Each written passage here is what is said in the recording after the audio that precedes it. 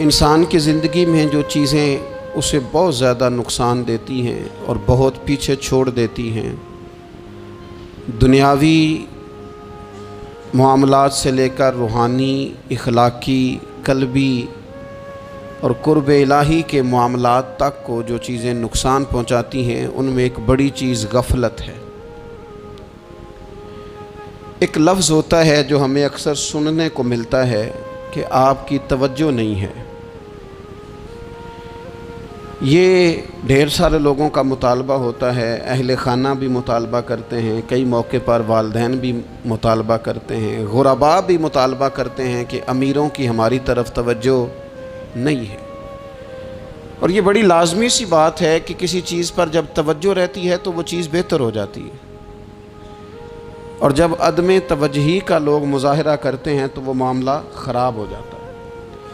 یہ جو عدم توجہ ہے اسی کو غفلت کہتے ہیں، اور جب انسان کے مزاج پر غفلت طاری ہوتی ہے اور غفلت اس پر پوری طرح غلبہ کر لیتی ہے تو پھر اس کی زرخیز زمین کو وہ بنجر کرتی ہے۔ غفلت انسانی دل کے لیے بڑی نقصان دہ چیز ہے اور انتہائی تکلیف اور ضرر کا باعث ہے۔ دلوں پر جو قحط نازل ہوتا ہے، قحط، ویران ہو جاتے ہیں دل، اور جو دلوں پر خشکی نازل ہوتی ہے کہ طبیعتیں خشک ہو جاتی ہیں، یہ غفلت کی وجہ سے ہوتی ہے۔ جو لوگ غافل ہو جاتے ہیں نا، اپنے معاملات کا دھیان نہیں رکھتے، دیکھیں نا، آپ کو کھانا کھاتے بھی غافل نہیں ہونا چاہیے۔ اگر کھانا بھی غیر معتدل کھا لیا جائے تو وہ انسان کی طبیعت کے لیے باعث ضرر بن جاتا ہے، نقصان کا باعث بنتا ہے۔ بات کرتے ہوئے بھی غافل نہیں ہونا چاہیے، کئی دفعہ جملے ایسے نکل جاتے ہیں جو انسان کے لیے پھر شرمندگی کا باعث بنتے ہیں۔ انسان کو غافل ہو کر کوئی کام نہیں کرنا چاہیے، غافل ہو کر، مدہوش اور بے ہوش ہو کر نہیں۔ غفلت دل کو ویران کرتی ہے، طبیعت میں خشکی لاتی ہے۔ غافل کبھی نہ بنے۔ قرآن مجید فرقان حمید نے ارشاد فرمایا کہ اقترب للناس حسابہم، فرمایا لوگوں کے حساب کا وقت قریب آ گیا، وہم فی غفلۃ معرضون، اور وہ ابھی بھی غفلت میں منہ پھیرے ہوئے ہیں۔ ٹائم آ گیا حساب دینے کا، لیکن وہ بھی غافل ہیں۔ ہمارے جو زیادہ تر نقصان زندگی میں ہوئے ہیں وہ صرف ہماری غفلت کی وجہ سے ہوئے۔ ہم نے چیزوں پر توجہ نہیں دی، چیزیں گڑبڑ ہو گئیں۔ جس آدمی نے پھول لگائے ہوں، پھل لگائے ہوں، کھیتی لگائی ہو، وہ دانہ ڈال کے پانی دے کے فارغ نہیں ہو سکتا، اسے توجہ کرنی پڑتی ہے۔ اور کسی نے کہا تھا مالی جیندے ہون تو پھر بوٹے سوکھدے نہیں۔ اگر موجود ہونا ان کو سینچنے والا، رکھوالی کرنے والا، تو پھر ان کی جڑیں کبھی خشک نہیں ہوا کرتی۔ ہماری جو غفلتیں ہیں یہ بڑی ضرر کا باعث ہیں، نقصان کا باعث، اور مجبوری معاف ہوتی ہے، غفلت معاف نہیں ہوتی۔ اسکول میں پڑھتے تھے، مدرسے میں پڑھتے تھے، تو ایک مجبوری ہو گئی جی، خدا نہ خواستہ گھر میں کوئی پریشانی ہو گئی تو اساتذہ اس پر سزا نہیں دیتے۔ کوئی خوشی کا موقع ہے گھر میں، فیملی میں کسی کی شادی ہے، اساتذہ اس پر سزا نہیں دیتے۔ لیکن اگر کبھی پتہ چلتا تھا نا کہ یہ گھر سے تو آیا تھا لیکن مدرسے نہیں آیا، یہ اسکول نہیں آیا، رستے میں غافل ہو گیا، تو یہ بات خوفناک تھی۔ یہ قابل سزا جرم تھا کہ تو غافل ہو گیا اپنی پڑھائی سے، تو گھر سے آیا اور یہاں نہیں آیا۔ غفلت قابل سزا ہوتی ہے، مجبوری کی معافی ہوتی ہے۔ ہمارا آج کل جو مسئلہ ہے وہ غفلت کا ہے۔ ڈھیر سارے لوگ ہیں، سمجھدار بھی ہیں، سیانے بھی ہیں، معاملہ فہم بھی ہیں، باشعور بھی ہیں، تعلیم کی ڈگریاں بھی رکھتے ہیں، لیکن اگر ان کی زندگیوں کی تکلیفوں کو دیکھا جائے اور بے آباد روح کو دیکھا جائے اور سجدوں سے ان کی دوری کو دیکھا جائے تو ایک ہی بات سمجھ میں آتی ہے کہ پتہ سارا ہے لیکن لے ڈوبی ہے غفلت، توجہ نہیں کی۔ لائق بچہ بھی نالائق ترین زندگی گزارتا ہے، اس لیے کہ اس کے لائق ہونے کے ساتھ ساتھ اس کا توجہ کرنا بھی تو ضروری ہے نا۔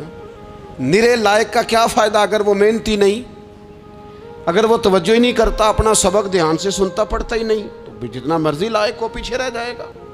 और कई नालायक होते हैं, रट्टा लगा के पास होते हैं, पर चलो रट्टा तो लगाते हैं ना, मेहनत तो करते हैं ना, जद्दोजहद तो करते हैं। कई नालायक जद्दोजहद के बायस आगे गुजर जाते हैं और कोई इसी चक्कर में रह जाते हैं, मैं बड़ा लायक हूँ, कल पढ़ लूँगा, परसों पढ़ लूँगा, हफ्ता तैयारी करके पास हो जाऊँगा। अपनी ज़िंदगी से गफलत का पर्दा उठाएं। और गफलत,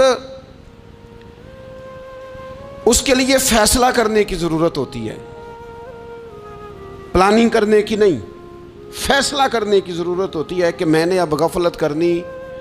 हम ना जब भी कोई प्रोग्राम बनाते हैं तो मनसूबाबंदी शुरू कर दें। मनसूबाबंदी ना करें, फैसला करें, कहें कि मैंने गाफिल नहीं होना। गफलत गर्क दुनिया का नाम है। अपने आप को गफलत से बचाएं। आप देखें हज़रत काब बिन मालिक रदी अल्लाह ताला अन्हु फरमाते हैं, बुखारी में मौजूद है, फरमाते हैं कि जंग में मैं पीछे रह गया था, मेरा ख्याल था कल चला जाऊंगा, घोड़े और सवारियां मेरे पास तेज़ हैं, मजबूत हैं, परसों चला जाऊंगा, तेज़ी से भाग के मैं पहुंच जाऊंगा, मैं काफ़िले के साथ शामिल हो जाऊंगा। लेकिन बस थोड़ी सुस्ती हो गई, ज़रा गफलत हो गई। आप फरमाते हैं जब सब लोग चले गए हुजूर अलैहिस्सलाम के साथ जिहाद में और मैं पीछे रह गया, तो फिर जब चंद दिन गुजर गए और महबूब के वापस आने का टाइम हो गया, तो अब मैं गौर करता समझता तो मुझे मदीने में यहाँ बुज़दिल लोग नज़र आते। और कौन नज़र आते? जो मुनाफिक थे। वो मुनाफिक बुज़दिल दिखाई देते, या मुझे औरतें और बच्चे दिखाई देते। मैं परेशान हुआ। हुजूर वापस आ गए। जिन्होंने बहाने किए थे ना मुनाफिकीन ने, ये मजबूरी थी इसलिए नहीं जिहाद पे गए, ये जिन्होंने बहाने किए थे उन्हें मिल गई माफ़ी। और मैंने सच बोला, मैंने कहा या रसूलल्लाह मैं गाफिल हो गया था। अब कहते हैं मैंने जब कहा ना हुजूर सुस्ती हो गई थी, ज़रा गफलत हो गई, तो बंदा महबूब से गाफिल हो जाए, बंदा वहीं से गाफिल हो जाए। जो दम गाफिल सो दम काफिर, सानू मुर्शद एहो पढ़ाया। जब कहा ना हुजूर वो गलती हो गई, कोई मजबूरी नहीं थी, तो फरमाते हैं बाकियों को माफ़ी मिल गई, मेरे साथ हुजूर नाराज़ हो गए। एक दिन नहीं, 2 दिन नहीं, 50 दिन हुजूर नाराज़ रहे। मदीने की गलियों ने मुझे पहचानना छोड़ दिया। दरो दीवार से मुझे यूँ लगता था कि मैं परदेसी हूँ। फरमाते हैं मैं मस्जिद में आता था, मैं जब महबूब को देखता तो हुजूर रुखे अनवर फेर लेते, और मुझे पता था जब मेरा चेहरा इधर उधर होता तो फिर करीम रहमत की नज़र फरमाते। फरमाते हैं 50 दिन मुसलसल। फिर मुझे हुक्म हुआ कि बीवी भी भेज दो, मेके बच्चे भी भेज दो, ननिहाल यानी तन्हा रह जाओ। फरमाते हैं वो मैंने कैदे तन्हाई काटी, लेकिन शुक्र अल्लाह का ये है कि मैं सच्चा था, बस ज़रा भूल गया था, बस ज़रा गफलत हो गई थी। तो फरमाते हैं फिर अल्लाह तबारक व तआला ने मेरे ऊपर फ़ज़ल ये फरमाया कि मेरी तौबा का ऐलान रब ने कुरान मजीद में फरमाया। तो गाफिल ना बने कभी भी। हमारा ना मसला ये है, और आपने नाराज़ नहीं होना, ढेर सारे लोग गाफिल हो जाते हैं, मालदार भी गाफिल हैं, साहिबान इल्म भी इल्ला माशाअल्लाह बहुत सारी जगहों पे गाफिल हैं। जिन लोगों को 4 लोग जानने लग जाते हैं, कोई मकाम हासिल हो जाता है, वो भी बहुत सारी जगहों से गाफिल हो जाते हैं इल्ला माशाअल्लाह। गफलत बड़ी तकलीफ़ वाला मंजर है। जो लोग समझते हैं ना मैं अब गुड बुक में आ गया हूँ, अब मैं अच्छा हो गया हूँ, अब मेरे लिए खैर कहा जाता है, मुझे अच्छाई शायद ये मुस्तकिल मेरे साथ रहेगी, तारीफ़ ही होगी हमेशा, वो भी गाफिल हो जाते हैं। और ये गफलत ठीक नहीं होती। वजह देखनी चाहिए किस वजह से इंसान को वक़ार मिल रहा, इज़्ज़त मिल रही। अपनी ज़िंदगी से गफलत को उतार फेंकें। थोड़ी देर की तो गफलत होती है, लंबी तो नहीं। 2 मिनट के लिए सिर्फ इसने ड्राइविंग करते हुए चेहरा मोबाइल की तरफ किया था, 2 ही तो मिनट लगे थे। लम्हों ने खता की थी, सदियों ने सज़ा पाई। लम्हों ने खता की थी, सदियों ने सज़ा पाई। एक लम्हे के लिए गाफिल हुए थे और सदियां, नस्लें रोती रह गईं पीछे। بچے تڑپتے رہ گئے، اہل خانہ پریشان رہ گئے، ماں باپ ساری زندگی روتے رہے، لیکن یہ 2 منٹ کے لیے یہ غفلت جو ہے یہ بڑی تکلیف والا معاملہ. اپنی زندگی سے غفلت کو اتارنا ہے، غافل نہیں بننا، ہر وقت توجہ اور ساری باتوں پہ توجہ. بعض اوقات لوگ ایک طرف توجہ کر کے ایک طرف سے غافل ہو جاتے ہیں. نہ، توجہ ہمہ پہلو رکھنی ہے. ہمارے ذمے جتنے بھی حقوق ہیں ان سب پر توجہ، ہر چیز کا خیال. ایسا نہ ہو کہ عبادت کرتے رہ جائیں اور حقوق العباد ہم سے چھوٹ جائیں، اور حقوق العباد اتنے زیادہ ادا کریں. ایک صاحب مجھے کہنے لگے ایک دفعہ بڑے وثوق کے ساتھ کہنے لگے جی معاذ اللہ ثم نہیں جی ٹائم ملتا پھر نماز دا کی کریے، روزی کمانا بھی تو عبادت ہے نا.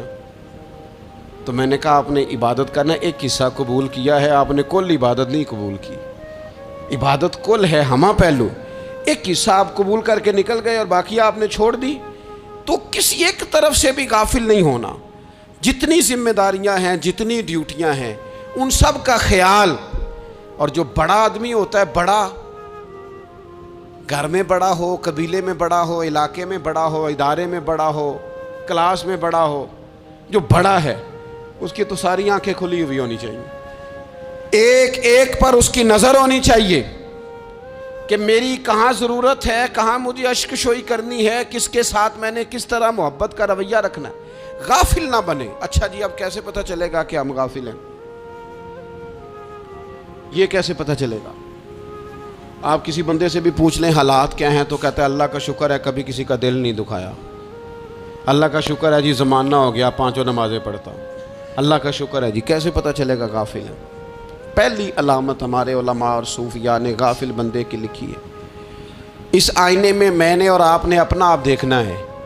غافل بندے کی پہلی علامت یہ ہوتی ہے کہ وہ دنیاوی کاموں میں چست ہوتا ہے اور اللہ اور اس کے رسول کی فرما برداری میں سست ہوتا ہے.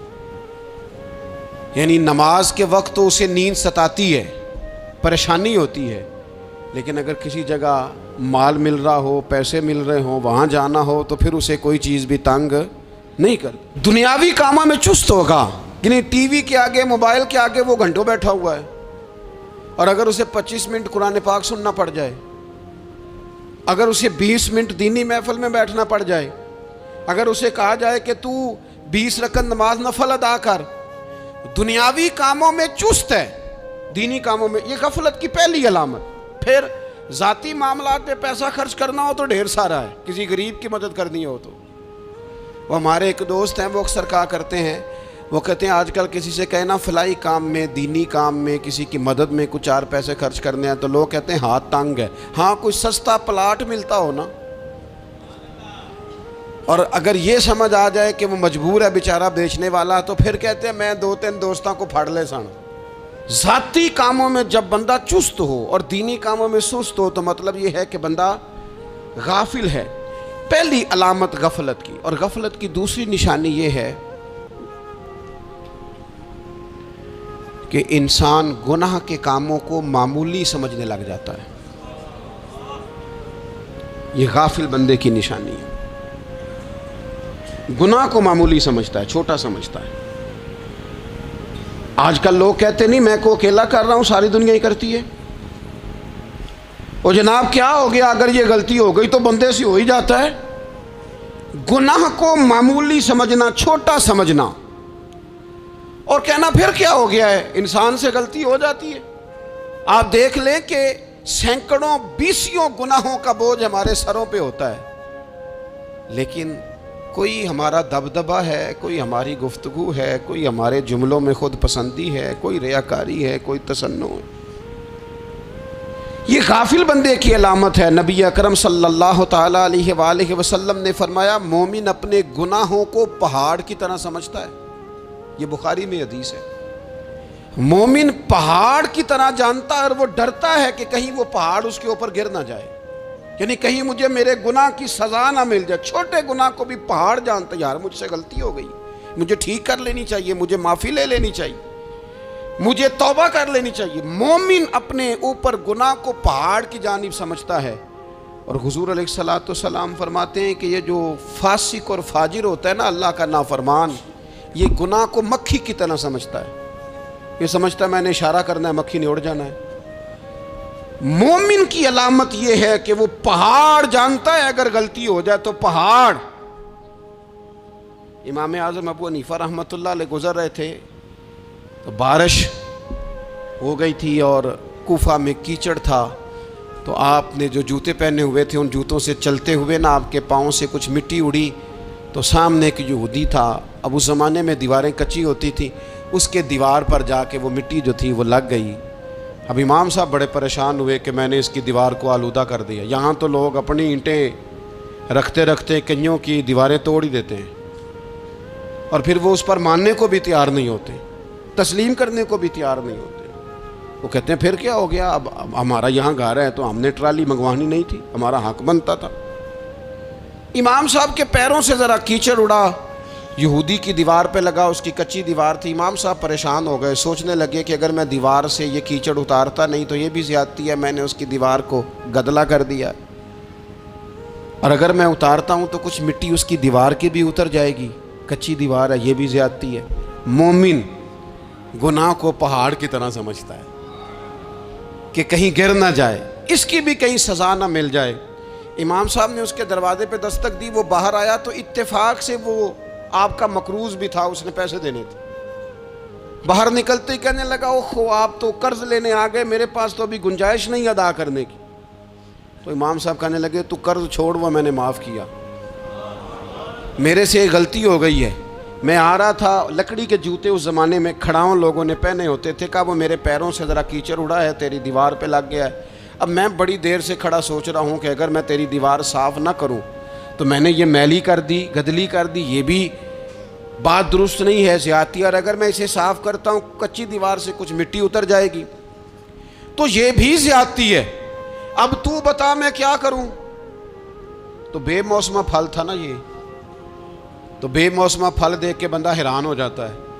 جو باتیں روٹین میں نہ ہو رہی ہوں وہ ذرا انوکھی لگتی ہے, بندہ حیران ہو گیا. غور سے امام صاحب کا چہرہ دیکھنے لگا, غور سے چہرہ دیکھنے لگا.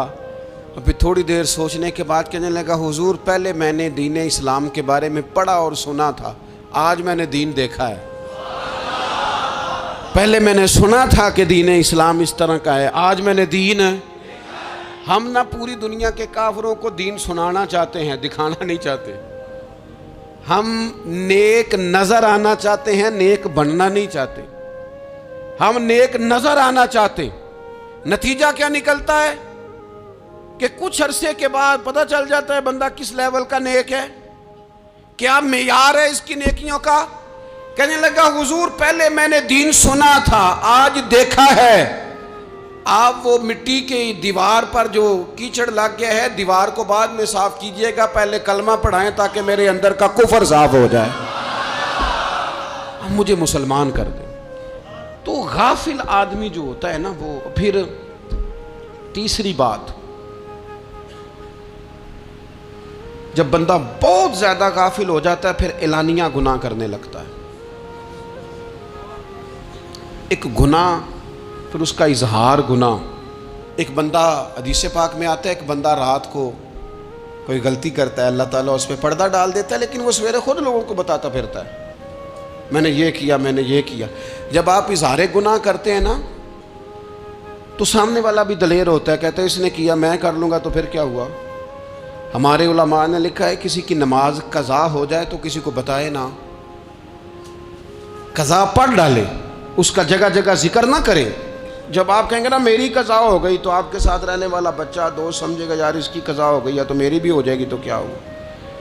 گناہ کرنا بھی گناہ ہے اور گناہ کا اظہار بھی گناہ ہے.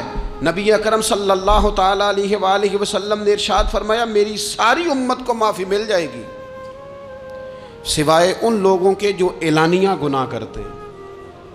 یہ بخاری مسلم دونوں میں حدیث موجود ہے. جو اعلانیہ گناہ, جنہوں نے خود ساری دنیا کو گواہ بنا لیا, میں نے یہ بھی جرم کیا, یہ بھی کیا, یہ بھی کیا, یہ بھی کیا, خود انہوں نے لوگوں کے. بہت بڑے غافل آدمی کی علامت ہے کہ گناہ کرے اور پھر اوپر سے اعلانیہ گناہ کرے, اتنا بڑا جرم کرے. پھر چوتھی علامت اگر ہم دیکھنا چاہیں کہ ہم غافل تو نہیں. تو غافل بندے کی چوتھی علامت یہ ہوتی ہے کہ وہ فضول کاموں میں وقت بڑا ضائع کرتا ہے. فضولیات میں ادھر بیٹھے ہیں ادھر بیٹھے ہیں, یہاں گپ شپ ہو رہی ہے, وہاں موبائل دیکھا جا رہا ہے, پھر کچھ ٹائم ملا ہے تو پھر کہیں دور دراز کسی ہوٹل پہ کھانا کھانے چلے گئے, پھر کچھ ٹائم ملا تو چلو نکلتے ہیں ذرا کوئی ہفتہ سیر کر آتے ہیں, یہاں گپ شپ ہے, فلاں کو ڈسکس کر لیتے ہیں, فلاں کے بارے میں بات کر لیتے ہیں, سیاسی تبصرے کر لیتے ہیں, یہ تھوڑی گفتگو ہو جاتی, چلے محلے داروں پہ تبصرہ شروع کرتے ہیں, کون روٹی زیادہ کھا رہا ہے اور کس کے پاس پیسے زیادہ آ گئے, چلو جا کے پتہ کرتے ہیں. حالانکہ یہ پتہ نہیں کرنا چاہیے تھا, پتہ تو اس کا کرنا چاہیے تھا جو بیچارہ کل سے بھوکا ہے. خبر تو اس کی رکھنی چاہیے تھی جس بیچارے کے گھر میں بچوں کے لیے پہننے کو کپڑے موجود نہیں ہیں. اس پر تبصرہ یہ کرتے ہیں کہ یہ محنت کیوں نہیں کرتے, اور اگر کسی پر اللہ عطا کر دے پھر حساب ضرور لگاتے ہیں کہ ذرا معلومات کرو یہ اتنی جلدی آگے کیسے نکل گئے. غافل بندے کی علامت ہے وقت کا ضائع کرنا اور فضول کاموں میں ضائع کرنا اور بلا وجہ ضائع, اور ایسے سوالات کرنا جن کی ضرورت ہی کوئی نہیں, بالکل ضرورت ہی نہیں, کوئی مطلب ہی نہیں. لیکن ہم لوگ وقت ضائع, یہ غفلت کی علامت. غفلت اللہ والوں کی علامت کیا تھی؟ ایک بات انہوں نے زندگی میں لے لی, سیکھ لی, پھر ساری زندگی اسی پہ گزار دی. ان کا ارادہ تھا نا کشکول سیدھا کیا. کچھ لوگ ساری زندگی لیکچر قبول لے کے سن کے پھر بھی سمجھنے کو تیار. یہ غافل دل کی علامت ہے. اس لیے نبی پاک صلی اللہ تعالیٰ علیہ وسلم نے فرمایا دو نعمتیں ایسی ہیں جن میں اکثر لوگ غفلت میں ہیں, ایک صحت اور دوسری فراغت. لوگ بلا وجہ وقت ضائع کرتے ہیں. اللہ نے صحت دی ہے, کسی خیر کے کام میں لگائیں. اگر آپ کے پاس فارغ وقت ہے تو قرآن پاک کو یاد کریں, ترجمہ اور تفسیر سے پڑھیں, محبوب پاک علیہ السلام کی احادیث کو یاد کریں, اللہ والوں کی باتیں سنیں. وقت ملے تو عبادات میں لگائیں, نوافل میں لگائیں, تلاوت میں لگائیں, ذکر اذکار میں لگائیں, اور پھر اللہ مزید توفیق عطا کرے تو کسی کے بھلے میں وقت لگائیں. گلی سے کوئی کانٹا اٹھائیں, کوئی روڑا اٹھائیں, کوئی کسی کی مدد کریں. لیکن یہ غافل ہونے کی علامت ہے کہ اپنے وقت کو ضائع کرنا. اور پھر اسی طرح غفلت کی پانچویں علامت یہ ہے کہ اگر بندے کو دنیا سے پورا پیار ہو جائے, یعنی شب قدر میں بھی آ کے کہتا ہے یا اللہ کبھی پیسے دے دینا, شب برات والے دن بھی کہتا ہے کہ مالک اگر کبھی کوئی ایسا سبب لگ جائے نا, یعنی بیت اللہ شریف کے سامنے کھڑے ہو کے بھی اگر اس نے مال ہی مانگنا ہے وہاں بھی اس نے یہی سوال کرنا ہے, حب دنیا اتنی غالب آ جائے. تو یہ غافل ہونے کی علامت. دنیا ضرورت ہے, مقصد نہیں ہے. دنیا کی حاجت ہے, مقصد نہیں ہے. یہ مقصود نہیں. اور جب لوگ فقط دنیا کے مال کو, دولت کو, نبی پاک علیہ السلام نے فرمایا وہ لعنتی ہے جو درہم اور دینار کا بندہ بن گیا ہے, پیسوں کا بندہ بن گیا ہے. مل جائے تو خوش ہوتا ہے, نہ ملے تو تکلیف میں آ جاتا ہے. یہ غافل بندے کی علامت. مومن تو وہ ہوتا ہے کہ دولت رزق حلال ضرور کماتا ہے تاکہ کسی کے آگے ہاتھ نہ پھیلانا پڑے, کوشش ضرور کرتا ہے, پر دنیا کو جیب میں جگہ دیتا ہے, دل میں نہیں دیتا. اس کی جگہ جہاں ہے اسے وہاں رکھتا ہے, اسے دل میں جگہ. دل تو ایک ہے, اس میں رب و رسول کو بسائیں گے یا کسی اور کو بسائیں گے. تو حب دنیا یہ غافل ہونے کی بہت بڑی علامت ہے. پھر اسی طرح جو بندہ رب کریم کو جانتا نہیں نا وہ بھی غافل ہو جاتا ہے. ایک تو جو یہ نہیں نہ جانتا کہ رب کریم سزا دے گا, مجھے دیکھ رہا ہے, اسے نہ اونگ آتی ہے نہ نیند آتی ہے, جو اس کی معرفت نہیں رکھتا کہ میرا رب ہر وقت مجھے دیکھ رہا ہے, وہ بھی غافل ہو جاتا ہے. جسے پتہ ہونا کہ مجھے دیکھ رہا ہے وہ غافل نہیں ہوتا. اور جو یہ سمجھ لیتا ہے نا کہ شاید معاذ اللہ ثم اس یقین کو پکا نہیں کرتا, وہ غافل ہو جاتا ہے. اور ایک جو یہ نہیں نہ جانتا کہ رب مہربان کتنا ہے وہ بھی غافل ہو جاتا ہے. مجھے بتائیے سب سے زیادہ تو بندہ اس کے دروازے پہ جاتا ہے نا جو سب سے زیادہ مہربانی کرنے والا ہو, اس دروازے سے بندہ اٹھتا ہی نہیں. تو جس کو یہ یقین ہو جائے نا سب سے زیادہ کرم فرمانے والی ذات اللہ رسول کی ہے, وہ کبھی رب رسول سے غافل نہیں ہوتا.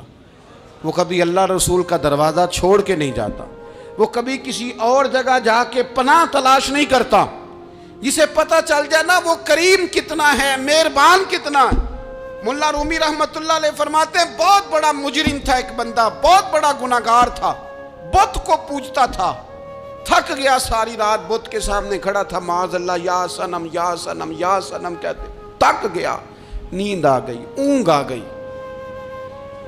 جب پوری طرح نیند آ گئی اور دماغ پہ نیند قبضہ کرنے لگی تو اس کے منہ سے نکل گیا، صنم صنم کہہ رہا تھا نا، نکل گیا یا صمد، او بے نیاز مالک۔ رب کریم نے فرشتوں سے فرمایا دوڑ کے جاؤ، جو کہتا ہے اسے دے دو۔ فرشتے کہنے لگے مالک تو بت کو پکار رہا تھا، اس نے تو غلطی سے نام لیا ہے۔ فرمایا مجھے نہیں پتا، لیکن دیکھو نا اس نے مجھے پکارا تو ہے نا، کتنی دیر سے جھوٹے کو پکار رہا تھا، اس کا معاملہ حل نہیں ہوا، اب اگر سچے کو پکارنے پہ بھی حل نہ ہوا تو فرق کیا رہ جائے گا؟ دے دو جو مانگتا ہے، دے دو۔ میرے دوست گھر پتہ چل جائے وہ کریم کتنا ہے، وہ مہربان کتنا ہے۔ میرے رسول پاک علیہ الصلوۃ والسلام نے تو فرمایا تیری آنکھ سے اگر اس کے خوف سے اتنا آنسو بھی نکل گیا جتنا مچھر کا پر ہوتا ہے، تو جس طرح بھینس کے تھنوں سے نکلا ہوا دودھ واپس تھنوں میں نہیں نہ جاتا، جو اتنا بھی روئے نہ روئے اللہ کے خوف سے، وہ بندہ دوزخ میں نہیں جائے گا۔ تھوڑی دیر کے لیے ڈر جائے اپنے رب سے، آئے تو صحیح۔ عدم معرفت غفلت پیدا کرتی ہے، تو آ تو صحیح، وہ تو کریم ہی بڑا ہے، وہ تو مہربان ہی بڑا ہے۔ حضرت زنیرہ رضی اللہ تعالی عنہ حضور کی صحابیاں ہیں۔ ایام جو مکے کے تھے مسلمانوں پر بڑی آزمائش کے تھے، انہیں بڑا مارا کفار نے، اتنا مارا کہ ان کی بینائی چلی گئی، نظر آنا بند ہو گیا۔ کافروں کی عورتوں نے تانا دیا کہ تو نے ہمارے بت چھوڑے ہیں نا، تو دیکھنا تیری بینائی چلی گئی۔ تو جناب زنیرہ اللہ پہ بھروسہ، توکل، معرفت الہی کا جذبہ، اٹھ کے کھڑی ہو کہنے لگی چپ کرو، تمہارے جھوٹے بت کیا کر سکتے ہیں، میرا رب چاہے تو صبح جب میں اٹھوں تو میری آنکھیں روشن ہوں، اگر کریم کرم کر دے۔ لوگ کہتے ہیں واقعی ایسا ہوا، جب وہ سویرے اٹھی تو اللہ نے ان کی روشنی واپس کر دی تھی۔ تجھے پتہ چل جانا وہ مہربان کتنا ہے۔ وہ ایک بزرگ تھے تو ان سے کسی نے کہہ دیا کہ اگر آپ کا حساب آپ کے ماں باپ کے ذمہ ہو جائے تو پھر کیسا، پوچھنے کے لیے قیامت میں اگر ماں باپ حساب لیں تو پھر کیسا۔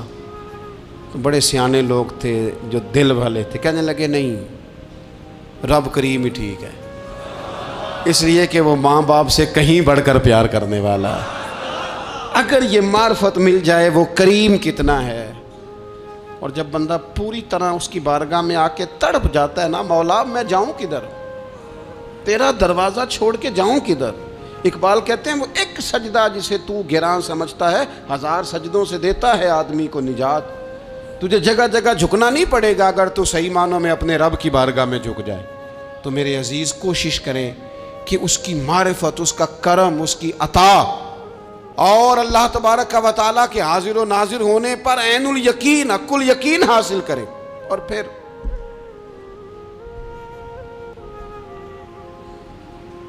آٹھویں بات یہ ہے کہ غافل لوگوں کی صحبت بھی بندے کو غافل کر دیتی ہے۔ غافلوں کی صحبت میں نہ بیٹھیں، ان کی صحبت میں بیٹھیں جن کے پاس بیٹھنے سے دل میں رب رسول کی محبت پیدا ہوتی ہے۔ غافلوں سے بچیں۔ چنگیاں دے لڑ لگی ساں تے چولی چ پھل پئے، تے جدوں میں پیڑیاں دے سنگ رل گئی تے میرے اگلے بھی ڈول گئے۔ برے آدمی کی صحبت بندے کو غافل کر دیتی۔ غافلوں کی صحبت میں کبھی نہ بیٹھیں، کبھی نہیں۔ غافل آدمی آپ کو غافل کر دے گا۔ میرے نبی پاک علیہ الصلوۃ والسلام نے فرمایا انسان اپنے دوست کے مذہب پر ہوتا ہے۔ یہ بہت بڑے لفظ ہیں۔ فرمایا المرء علی دین خلیلہ، انسان اپنے دوست کے مذہب پر ہوتا ہے۔ تو دیکھ تو نے دوست کس کو بنایا ہے، جو تیرے دوست کا مذہب ہوگا وہی تیرا ہو جائے گا۔ ہم نے دوست بنایا نا غوث پاک جیلانی کو، ہم نے یاری لگائی ہے نا داتا علی اجمیری سے، ہماری نسبت ہے نا معین الدین اجمیری سے، ہمارا تعلق ہے نا بہاؤالدین زکریا ملتانی سے، ہمارا رشتہ ہے نا حضرت مجدد الفسانی سے، ہم ماننے والے ہیں نا اعلیٰ حضرت بریلوی کے، ہمارا تعلق ہے کبھی جماعت علی سے کبھی مہر علی سے، ہمارا ان سے تعلق ہے تو صبح شام ہماری زبان پہ رہتا ہے بالغ العلا بکمالہ کشف الدجی بجمالہ حسنت جمیع خصالہ صلو علیہ وآلہ۔ ان سے تعلق جڑا ہے نا تو کئی دفعہ تنہائیاں تڑپا دیتی ہیں اور تڑپ کے کہتے ہیں آج سکھ متران دی ودھیری ہے، آج سکھ متران دی، سکھ کہتے ہیں اڈیق کو، متر کہتے ہیں محبوب کو، آج سکھ متران دی ودھیری ہے، اے کیوں دلڑی اداس گھنیری ہے، لوں لوں وچ شوق چنگیری ہے، اج نینا لائیاں کیوں جھڑیاں، سبحان اللہ سبحان اللہ سبحان اللہ۔ پہلے کہتے ہیں سکھ متران دی ودھیری ہے یعنی اداس ہو، پھر حضور کے جلووں پہ نظر کرتے ہیں، کہتے ہیں سبحان اللہ سبحان اللہ، ماں اجملہ کا ماں احسانہ کا ماں اکملہ کا، اور پھر فوراً کہنے لگے او کتھے مہر علی، او کتھے مہر علی، کتھے مہر علی تے کتھے تیری سنا، اب ایکھو مشتاق اکھی کتھے جاڑیاں، بلغ العلا بکمال کشف الدجی بے، اور میرے اعلیٰ حضرت کہنے لگے سرور کہوں کہ مالک و مولا کہوں تو، باغ خلیل کا گل زیبا کہوں تجھے، تیرے تو وصف عیب تناہی سے ہیں بری، حیران ہوں میرے شاہ میں کیا کیا کہوں تجھے۔ غافل آدمی کی علامت ہے برے لوگوں کی صحبت میں، خبردار ان کے پاس نہ بیٹھنا جن کے پاس بیٹھنے سے تمہارے دلوں میں اولیاء اللہ اللہ کے بندوں کی عداوت پیدا ہو، خبردار خبردار ان کے پاس نہ بیٹھنا جن کے پاس بیٹھنے سے تمہارے دلوں میں حضور کی اولاد پاک کے بارے میں شک پیدا ہو، خبردار اس شخص کے پاس نہ بیٹھنا جو امام حسین ابن علی کے بارے میں کوئی کمزور بات کرتا ہو، بچنا، خبردار اس سے بچنا جو حضور کے صحابہ کے بارے میں بات کرے، بچنا بچنا اس سے، جو سیدنا ابو بکر صدیق کے بارے میں کوئی، دیکھو کیا مقدر ہیں صدیق و فاروق کے، جن کے گھر ہی رحمتوں کے خزینے میں، بھلا کیا کہا نبی پاک، حضور نے فرمایا میرے اوپر جس نے نیکی کی تھی بدلہ دے دیا ہے، یہ جو میرے ابو بکر صدیق ہے نا، ان کو میں اللہ کی بارگاہ میں لے جاؤں گا، کہوں گا مالک تو ہی بدلہ عطا فرما۔ ایک ہاتھ میں جناب صدیق کا ہاتھ پکڑا، ایک میں حضرت عمر کا ہاتھ پکڑا، اور حضور مسجد نبوی سے باہر آ رہے ہیں، دیکھنے والے کی زبان سے بے ساختہ سبحان اللہ نکل گیا، کیا شان ہے کیا مقدر ہے۔ تو حضور علیہ السلام رک گئے اور روک کے فرمایا تو حیران ہو رہا ہے نا، تو حیران ہو رہا ہے نا کہ میں نے ایک ہاتھ میں ابو بکر کو پکڑا ہے ایک میں عمر کو پکڑا ہے، فرمایا قیامت میں جب میری قبر کھلے گی تو میں اسی طرح قبر سے نکلوں گا، اس طرح میدان محشر میں آؤں گا، خبردار حضور کے وفاداروں کے وفادار رہنا، ان کے وفادار رہنا، ان کے وفادار رہنا۔ بڑا عجیب دور آیا ہے، ہم نے یہ دور دیکھا ہے کہ لوگ حضور کے صحابہ کے بارے میں بھی بات کریں گے، اب نبی پاک کی اولاد پاک کے بارے کو بھی ڈسکس کیا جائے گا۔ اپنا منہ تو دیکھ، اپنی حیثیت دیکھ، اور پھر وہ بندے دیکھ جن کو اللہ نے چن کے اپنے محبوب کی غلامی کے لیے حضور کے قریب بٹھایا ہے۔ تو بچنا ایسے لوگوں سے، پرہیز کرنا، خبردار عقیدہ ستھرا رکھنا، عقیدہ ستھرا رکھنا، صاف رہنا، پاکیزہ رہنا، غافلوں کی صحبت سے بچنا۔ بڑا ڈرتے ہیں اللہ سے، دعائیں مانگتے ہیں یا اللہ نسلوں میں بھی وہی بندے پیدا فرما جو عقیدے پکے رکھنے والے ہیں، وہ بندے پیدا فرما ہماری نسلوں میں۔ ایک وہ بندہ بھی غافل ہو جاتا ہے جو امیدیں لمبی لگا لیتا ہے،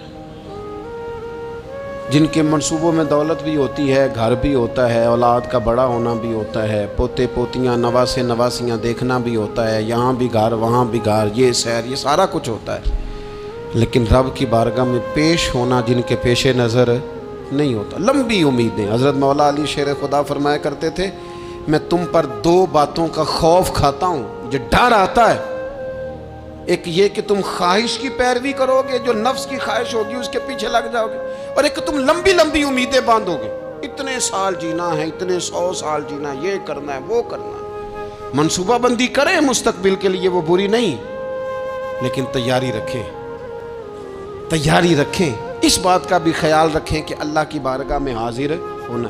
یہ غفلت کی چیزیں ہیں جو بندے کو غافل کر دیتی ہیں۔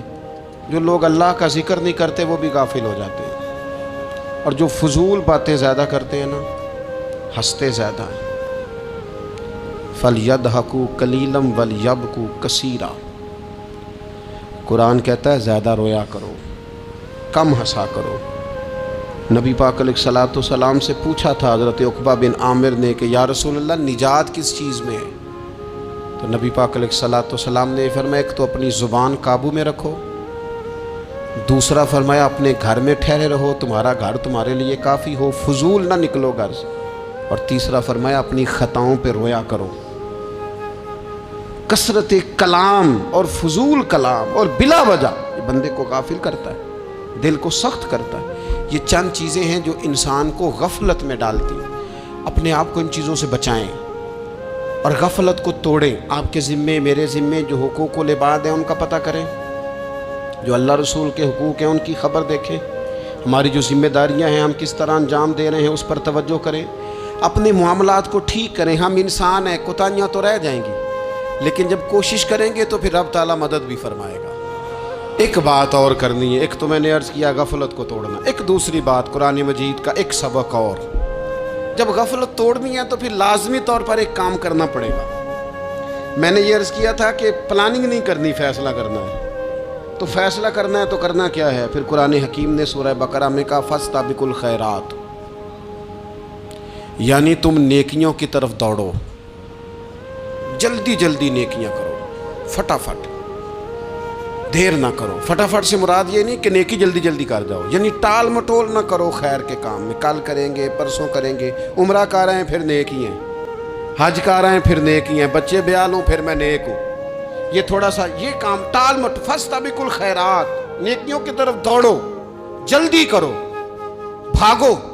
نبی پاک صلی اللہ تعالیٰ علیہ وسلم نے فرمایا 5 چیزوں سے پہلے غنیمت جانو۔ حضور علیہ الصلوۃ والسلام فرمانے لگے ایک تو تم جوانی کو نہ بڑھاپا آنے سے پہلے پہلے غنیمت سمجھ لو۔ نبی کریم صلی اللہ تعالیٰ علیہ وآلہ وسلم ارشاد فرمانے لگے کہ اپنی صحت کو غنیمت جان لو، بیماری آنے سے پہلے پہلے۔ پھر حضور علیہ الصلوۃ والسلام فرمانے لگے اگر اللہ نے تمہیں مال دیا ہے، وسعت دی ہے، تو نیکی کر لو، خرچ کر لو اللہ کے راستے، خدا نہ خواستہ تم پر غریبی آ جائے۔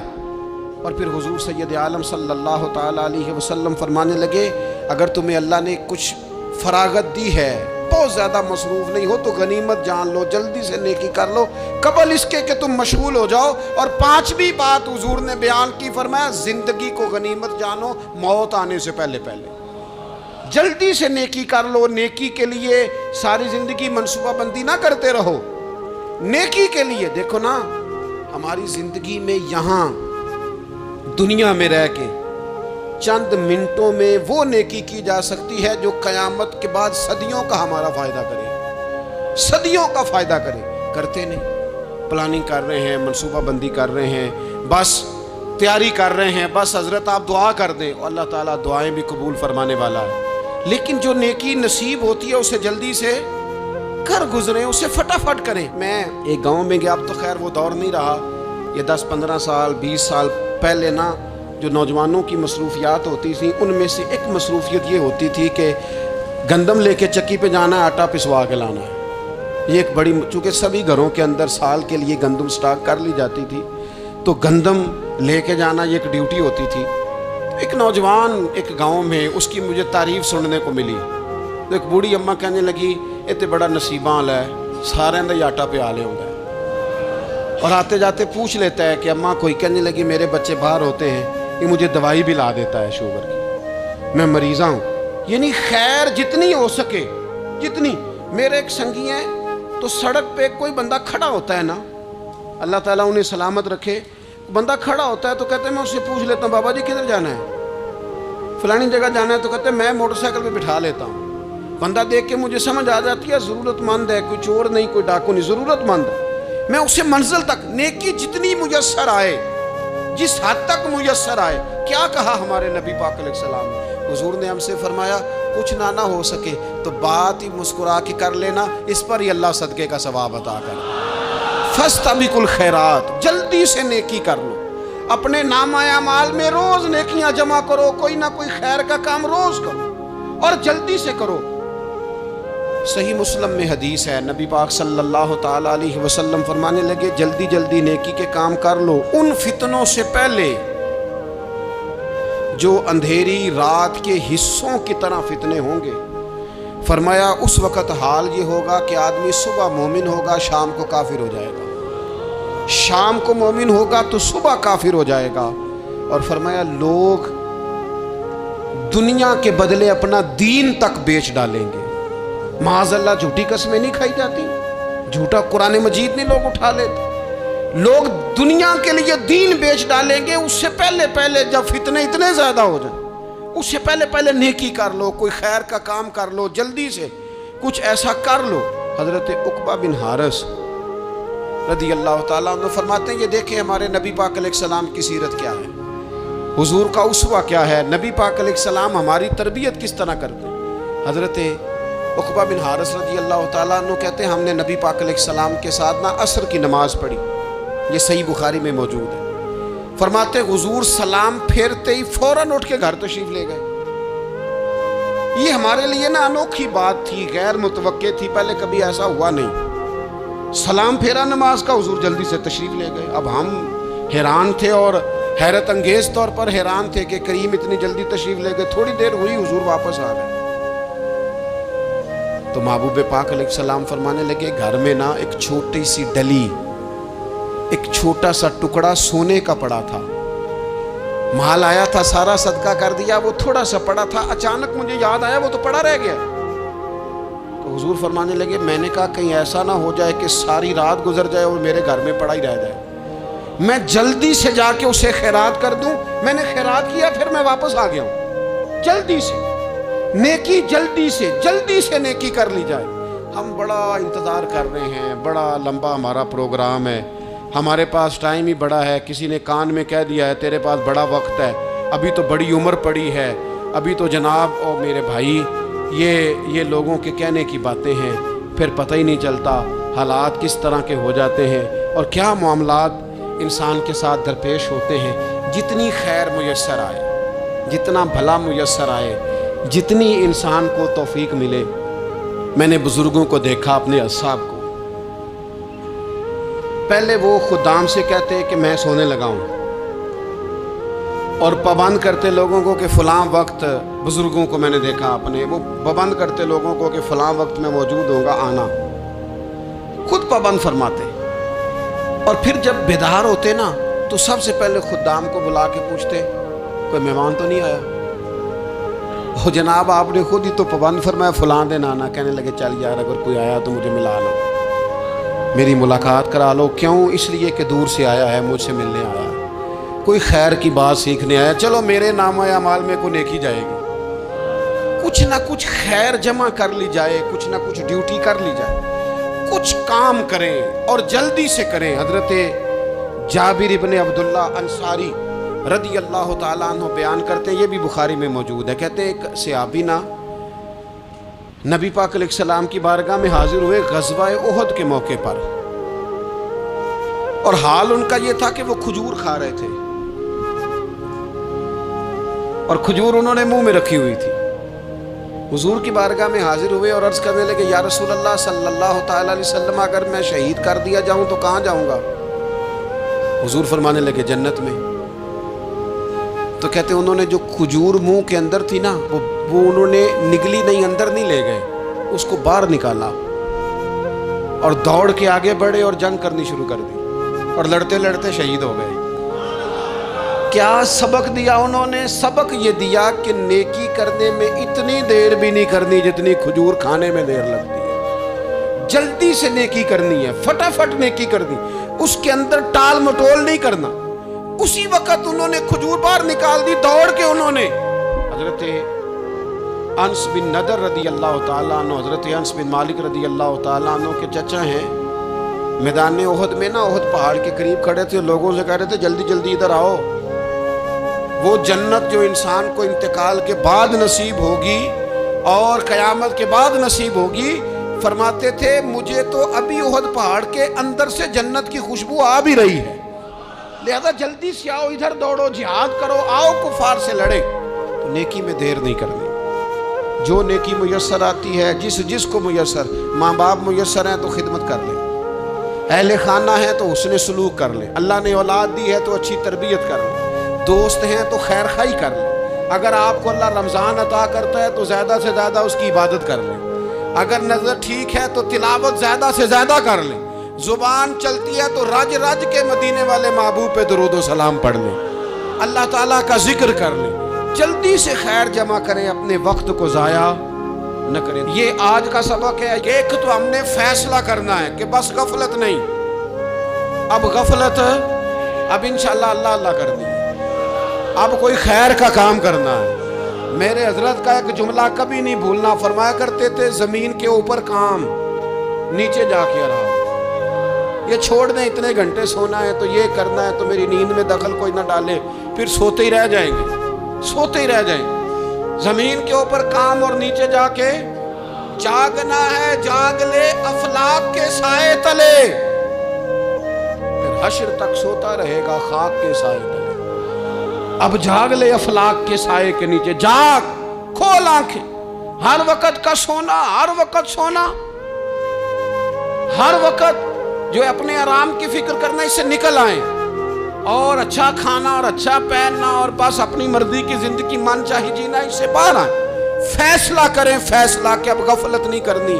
اگر اللہ نے کوئی صلاحیت دی ہے تو اسے دین کے کام پہ لگانا ہے، کوئی ڈیوٹی کرنی ہے، کوئی خدمت کرنی ہے۔ دیکھو خدمتیں ہو رہی ہیں، صدیق اکبر مال دے رہے ہیں، عثمان غنی مال دے رہے ہیں، مولا علی نے تلوار پکڑی ہے، میدان میں جا رہے ہیں، فاروق اعظم گلی گلی نگر نگر رسول اللہ کے دین کی پہرے داری کر رہے ہیں، حضرت جناب سیدنا سلمان فارسی ابو ذر غفاری حضور کی مسجد میں جھاڑو دے رہے ہیں، اور بلال حبشی وہ نبی پاک کی مسجد میں اذان پڑھتے پڑھتے رب نے اتنا عروج فرمایا کہ کعبے کی چھت پہ کھڑے ہو کے بھی اذان پڑھنی شروع، انہوں نے اذان دے۔ تو کوئی کام کرنا ہے، غفلت کو توڑنا ہے اور نیکی کرنی ہے، ذرا جلدی جلدی خیر کا کام کرنا ہے، نہیں ایسے نہیں، فٹافٹ۔ کیسے جی؟ فٹافٹ۔ تو فٹافٹ کام کریں خیر کا، جلدی جلدی۔ تو یہ خیر کا کام فٹافٹ، جلدی جلدی اور بڑی جلدی اور دوڑ دھوپ کے، اور جب آپ کرتے جائیں گے نا تو پھر اللہ تعالیٰ مواقع بناتا جائے گا۔ آپ سے میری اپیل ہے، بالخصوص میرے ساتھ جو وابستہ سنگی ہیں، جو پیار کرنے والے ہیں، دو باتیں آج آپ نے لے کے جانی ہیں گھر۔ یہی لنگر ہے، یہی آپ کے لیے دعا ہے، یہی ہمارے بزرگوں کا فیض ہے، یہی نصیحت ہے کہ آپ نے دو باتیں لے کے جانی ہے۔ غفلت توڑ دینی ہے، فیصلہ کرنا ہے کہ آج کے بعد غافل نہیں ہونا، اور دوسری یہ بات لے کے جانی ہے کہ نیکی جلدی جلدی، فٹافٹ فیصلہ، فٹافٹ نیکی، ایک کر کے پھر انشاءاللہ دوسری کر کے پھر انشاءاللہ تیسری کر کے پھر انشاءاللہ چوتھی، یہ شروع کرنی ہے، اور آپ دیکھیں گے اللہ تعالیٰ مہربانی فرمائے گا، مدد کرے گا۔